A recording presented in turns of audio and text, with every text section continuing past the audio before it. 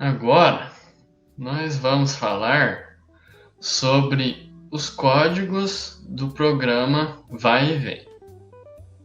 Começando com as configurações do PIC. O PIC a gente já começa com configurações padrão. Por exemplo, o include, a gente vai setar o PIC para ele conseguir ler o nosso código. E embaixo a gente tem os fuse bits, que é as configurações dos bits, dos fios e tudo mais. Isso já é um valor padrão. Agora embaixo nós temos as definições. Para a gente poder facilitar o nosso trabalho e não precisar ficar escrevendo toda vez, é port tal, valor tal, a gente usa o define. O define ele dá uma nomenclatura para o port que você escolher. Por exemplo, a gente vai querer que a chave seja no port C7. Então a gente coloca define key, que em inglês traduzindo seria chave, port C7. Aí em seguida o FDC, a gente coloca define FDC port C2. Lembrando que o define pode ser o port que você escolher. Aí embaixo temos define port bip port C5. A gente vai definir o bip para na hora que a gente quiser usar ele, o barulho dele, tudo mais. Pode ser um buzzer, por exemplo. Na próxima temos define LED verde port D6. O LED verde a gente vai usar para sinalizar quando tiver tudo seguro. Agora a gente vai falar do define LED vermelho, que vai ficar no port D4. O LED vermelho ele sinaliza perigo, ou seja, tem corrente passando, tem eletricidade. Então cuidado, não pode mexer no circuito. Agora vamos para a parte dos motores. O define motor 0 e motor 1 vai definir qual lado o motor vai girar. Então define motor 0, port B5 gira para um lado. Define motor 1, port B6 gira para o outro lado. E embaixo temos define CTRL, que é controle, e M de motor, ou seja, controle do motor, no port B7. Em seguida temos as configurações, que vai ser as configurações para setar entrada e saída. Só que a gente tem em microprocessadores, a gente tem vários bancos. Aí no caso, no banco 0, a gente vai usar o programa principal. Então a gente não pode colocar as configurações nele, a gente tem que colocar em outro banco.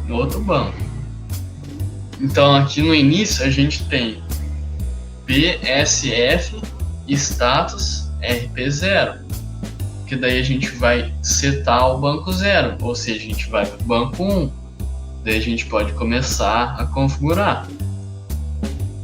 Aí embaixo aí começa as configurações. Aí a gente tem move LW 0x44. Tudo que vem depois do 0x é um valor em hex. Ou seja, ele vai mover o 44 hexa para o acumulador, que é isso que o move LW faz. E embaixo nós temos o move WF 3C. Esse é o contrário do de cima. Ele vai mover do acumulador para o 3C. E embaixo nós repetimos o processo, porém em outros lugares. Aí vai ser move LW 0x00, vai mover 00 hexa para o acumulador. E embaixo move WF 3D, vai mover do acumulador para o 3D. E depois, de novo, pela terceira vez, move LW 0x64, move o 64 hexa para o acumulador.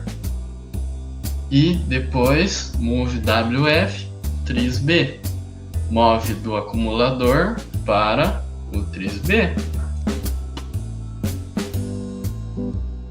Agora temos BCF status RP0. Lembra que no início nós falamos que para configurar nós devemos ir ao banco 1, porque no banco 0 a gente vai ter o programa principal. Então, agora a gente já terminou de configurar, então a gente precisa voltar para o banco 0 para poder seguir o programa. Então a gente coloca BCF status RP0, vai encerrar o banco 1 e a gente volta para o banco 0.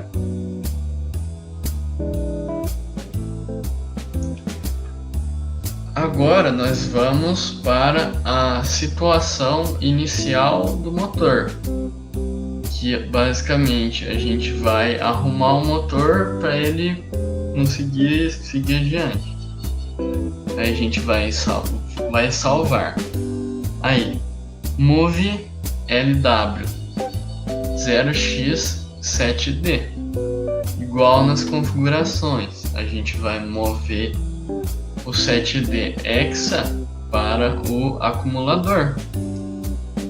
E embaixo nós temos move WF port B. A gente vai mover do acumulador para o port B. E agora a gente vai move WF 0x6E. A gente vai mover tudo isso que a gente fez do acumulador para o registro de memória 6E, para que a gente possa usar futuramente. Por isso que seria salvar, porque a gente vai salvar tudo isso para usar posteriormente. Agora nós temos o programa principal. Agora sim vai ser todo o funcionamento do programa, tudo que deve ser feito. Aí agora a gente tem o stop, que seria a configuração para o motor parar. A gente vai BSF BIP, ou seja, lembra que lá no começo a gente tinha todas as nomenclaturas e tudo mais? Se a gente não tivesse, a gente tinha que ficar toda vez olhando onde que estava o BIP, onde estava o port dele, e ia ser muito demorado. Então a gente já tem o BIP, ele vai reconhecer o BIP, que é o port, vai acionar. Então BCF BIP aciona o BIP. Só que esse BIP ele é muito rápido, o computador faz ele de forma muito rápida. Então aí o ouvido humano é incapaz de perceber essa mudança. Então para a gente poder perceber, a gente vai fazer o call delay. O que seria delay? O delay ele vai ser uma subrotina que vai atrasar o programa, de certa forma. Porque daí, como a gente dá o delay, vai ser possível perceber o bit. Aí agora que a gente já deu o delay, a gente vai em BCF BIP, que vai desligar o BIP, que a gente já escutou ele, então a gente vai desligar. Aí agora BCF STRL M, que é o controle do motor. A gente vai desligar o Enable do motor. Agora nós vamos mexer com a parte visual, para a gente poder visualizar o que está acontecendo. Então a gente vai BSF LED verde, que é VRD, abreviado. A gente vai ligar o LED verde, ou seja, tá tudo desligado, o motor não tá funcionando, tá seguro. A gente pode mexer. E a gente vai usar o BCF LED vermelho. A gente vai desligar o vermelho, para não ficar os dois ligados, né? Para a gente poder ver o que está acontecendo. Então a gente desliga o vermelho, deixa o verde ligado. Aí agora a gente tem a tecla, porque você vai precisar de uma tecla, né, para ligar e desligar o motor. Então a gente vai BTFSC, que novamente é uma nomenclatura para um port, que no caso vai ser a chave. Então esse BTFSC vai verificar o que? Aqui. O que é aqui? É o port que a gente denominou que seria a chave. Aí ele verificou. Aí embaixo tem Go to tecla. O que seria isso? Se ele verificou a chave e ele percebeu que ela não foi ativada, ele vai continuar voltando para o tecla, que é o nomezinho logo em cima, que é essa parte do programa. E ele vai continuar repetindo isso até a tecla ser ativada. A próxima parte do programa, ela acontece depois que a chave é ativada. Nessa etapa, a gente tem que resgatar aquele valor que a gente tinha registrado antes. Como nós vamos fazer isso? A gente vai usar a instrução MoveFW. Como assim?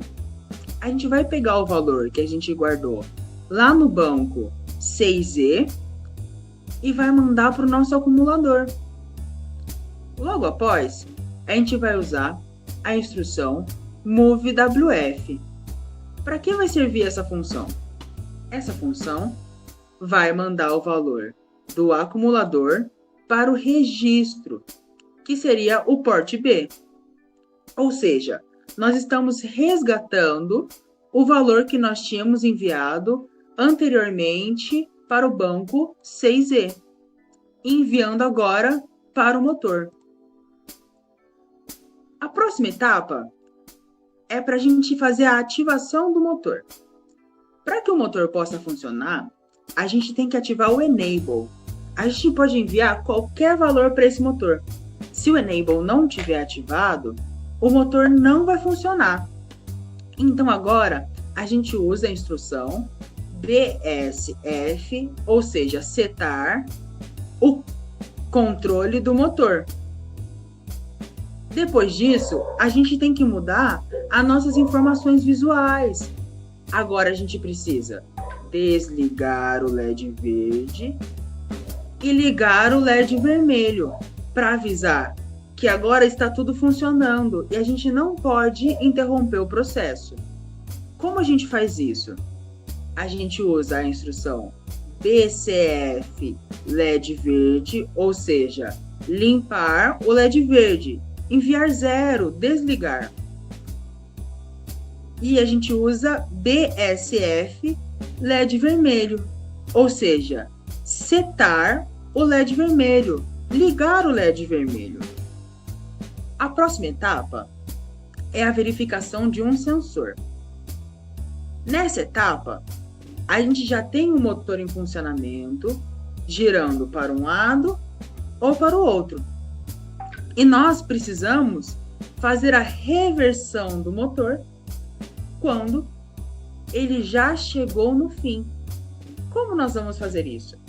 A gente instala chaves fim de curso, ou FDC.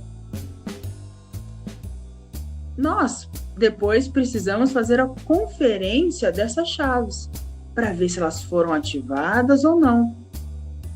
Para fazermos isso, a gente usa a seguinte instrução: BTF SC FDC. Ou seja, ele vai verificar se a FDC é 0. Se a FDC for 0, ele pula uma linha. Se a FDC não for 0, ele call revert. Ou seja, se a FDC for 1, se ela for ativada, ele chama a reversão do motor. Se a chave não for ativada, ele começa um novo processo de conferência. Se a chave não for ativada, ele vai verificar aqui. Lembra aqui que ligava e desligava o motor? Então, exatamente. Se a nossa fim de curso for ativada, ele precisa saber se o operador não mandou desligar o motor. Então, ele vem e faz BTFSC, ou seja, ele confere se a nossa key foi ativada, se a nossa chave for ativada. Se a nossa chave não for ativada, ele go to sensor e volta a verificar a fim de curso. Se a nossa chave for ativada, ela envia 1, ele go to stop. Ele volta lá no início do programa para estar parando o motor. Aí ele vai ativar um bip, chamar um delay, desligar o bip, desligar o motor, ligar o LED verde e desligar o LED vermelho. E vai começar todo esse ciclo de novo. Agora, isso vai ser um looping infinito enquanto a nossa chave key não for ativada. Então ele vai rodar o motor para um lado, verificar fim de curso. Fim de curso foi ativada. Roda para o outro lado, verifica fim de curso. Fim de curso ativada, roda para o outro lado. Agora, se ele rodou para um lado e a nossa chave key for ativada, ele volta lá para o início do programa e começa a fazer tudo de novo. Ele vem para cá, ativa o delay, ativa o bip, desliga o motor e assim sucessivamente, até o operador parar de usar. Nós, dentro do programa, também temos subrotinas para fazer com que o nosso programa funcione bem. A primeira subrotina que a gente vai fazer é o revert, que vai fazer com que o motor gire para o outro lado, caso a nossa fim de curso for ativada. A primeira instrução é a move FW port D, ou seja, mover o valor que está no port D para o acumulador. Nós vamos fazer o que então? Mover o valor do port D para o acumulador. A próxima instrução é fazer um comparador de desigualdade com o acumulador e o número 3 hexa, ou seja, SHOR LW0x03. Fazer um comparador de desigualdade entre o valor 3 hexa e o valor que estava no acumulador, que é o valor do port B, porque nós passamos para lá antes. Logo após isso, depois de fazer o comparador de desigualdade, ele vai mover esse valor para o registro de novo, ou seja, o port B, fazendo assim com que o nosso motor faça a reversão. A próxima parte é para fazer o seguinte: ele vai pegar esse valor que ele moveu para o port D e ele vai salvar lá naquele banco que a gente salvou antes. para que a gente possa usar esse valor de novo e assim de novo. Ou seja, ele vai mover o valor do acumulador para o registro. Qual será o registro? O banco 6E hexadecimal, para que a gente possa salvar o valor da nossa comparação de desigualdade. E aqui a instrução return é para voltar no programa, que seria aqui. Vai voltar dessa etapa e verificar a tecla. Vai voltar dessa etapa e começar o resto do programa, então. A próxima subrotina que a gente vai falar é o delay. O delay é uma subrotina para a gente ganhar tempo. Ou seja, a gente vai fazer com que os nossos microprocessadores façam algumas instruções para que a gente ganhe tempo. Para que a gente possa, por exemplo, escutar o bip do buzzer. Como que ela vai funcionar? A gente vai pegar duas locações de memória. Neste caso, seria a 6C e a 6D. E a gente vai começar a fazer a decrementação. A gente vai começar a decrementar um dos bancos, por exemplo, o 6D aqui. Ele vai decrementando em 1 até zerar. E ele vai voltando enquanto não tiver acabado de decrementar. Quando não der mais para decrementar, ele começa a decrementar o segundo banco. E ele vai decrementando esse banco, até não dar mais para ele decrementar. Quando ele já decrementou todo o valor dos dois bancos, a gente tem meio segundo. E a gente consegue escutar, por exemplo, o bip. Depois de ele fazer toda essa operação, ele vai ter a opção return. Ou seja, ele vai fazer tudo isso e vai voltar do programa aonde ele parou. E a partir daqui, ele vem executando todo o resto. No fim, nós temos a pseudo-instrução end, que serve para mostrar que o nosso programa acabou. Agora, a gente vai fazer a simulação do nosso programa. Como funciona? A simulação ela é bem simples. Para que a gente possa fazer uma boa simulação, a gente precisa ter o nosso programa principal, que é esse que está aqui no meio.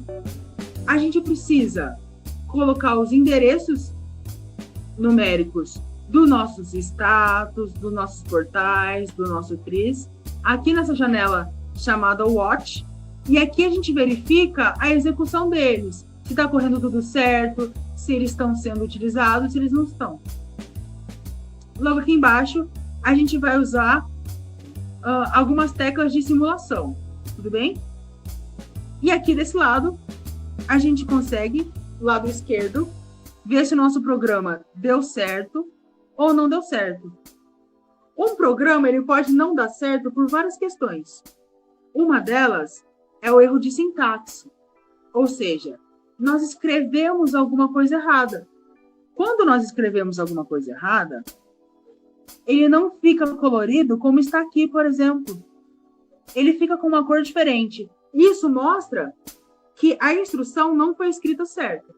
E é de fácil resolução. Você analisa o que não está colorido ou o que foi escrito errado e você corrige.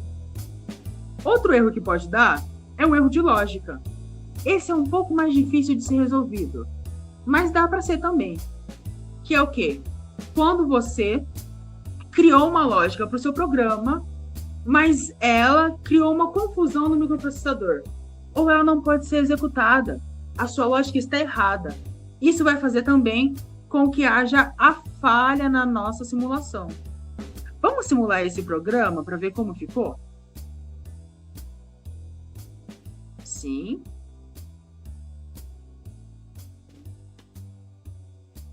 Como a gente pode ver, o programa executou com sucesso, ou seja, não há nenhum erro nesse programa.